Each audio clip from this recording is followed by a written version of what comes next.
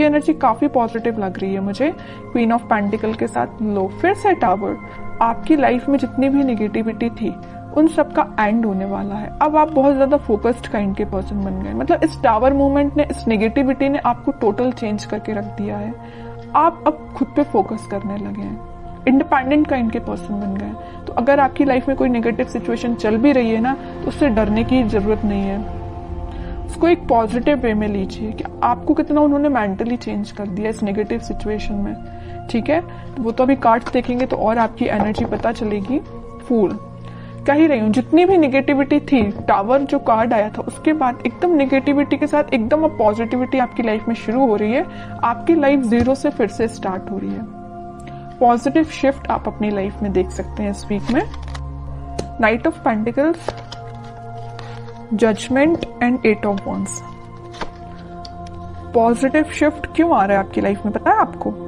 Universe आपके साथ है। आपने प्रेयर्स बहुत ज्यादा किए हैं। वही होता है ना, जब आपकी लाइफ में नेगेटिव चीजें आती है ना, तभी आप भगवान से प्रेयर्स करते हो, है ना।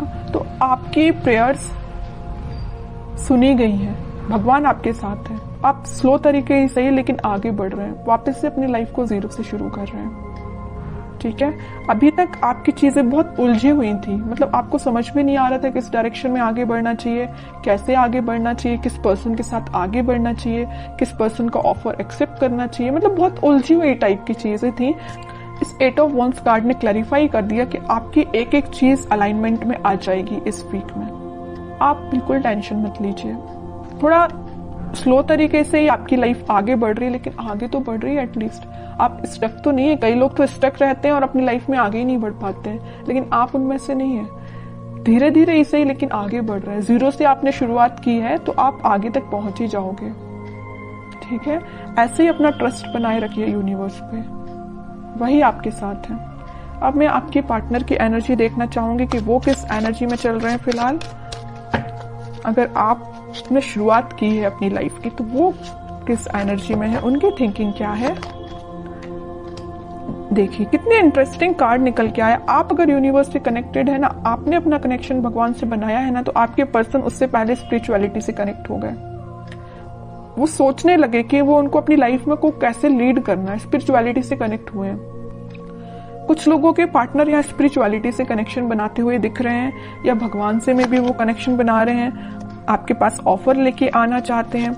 लेकिन देखिए यहाँ पे 4 ऑफ कप्स है विथ नाइट ऑफ पेंटिकल है। ऑफर देना चाहते हैं लेकिन बहुत स्लो पोजीशन है। सोच रहे हैं कि कब दें आपको ऑफर, स्ट्रेटेजीज बना रहे हैं, बट उनके माइंड में क्लैरिटी तो आ गई है। ऑफर देना है तो आपको ही देना है। लवर्स कार्ड भी आ गया है, आपके साथ ही वो न्यू बिगनिंग करना चाहते हैं। और एक चीज यहाँ इंटरेस्टिंग निकल के आई है, आप देखेंगे यहाँ यूनिवर्स है, यहाँ यूनिवर्स है, दोनों ही मिलाने का काम आपको कर रहे हैं। जब आप यूनिवर्स पे ट्रस्ट कर रहे हैं, आपके पार्टनर यूनिवर्स से ट्रस्ट कर रहे हैं, तो वो तो उनका काम है ही आप दोनों को मिलाना।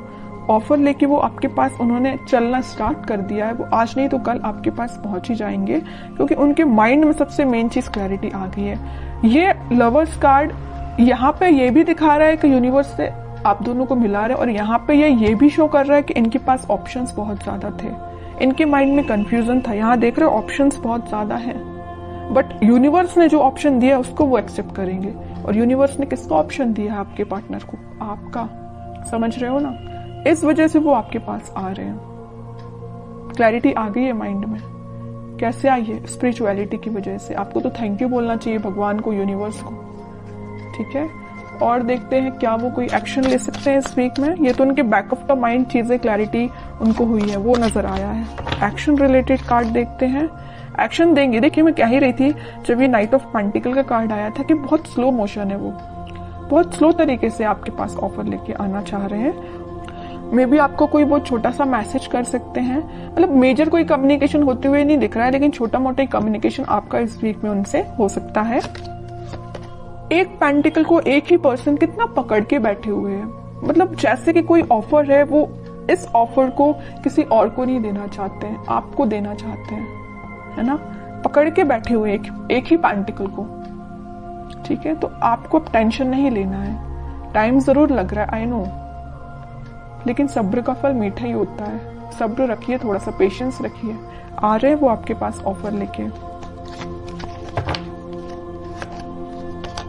फिर 3 ऑफ पेंटिकल का कार्ड है। मैं बता चुकी हूँ कुछ लोगों के पार्टनर के माइंड में इस वजह से कंफ्यूजन चल रहा था क्योंकि उनके पास ऑप्शंस बहुत थे और कुछ लोगों के पार्टनर कुछ थर्ड पार्टी सिचुएशन में थे।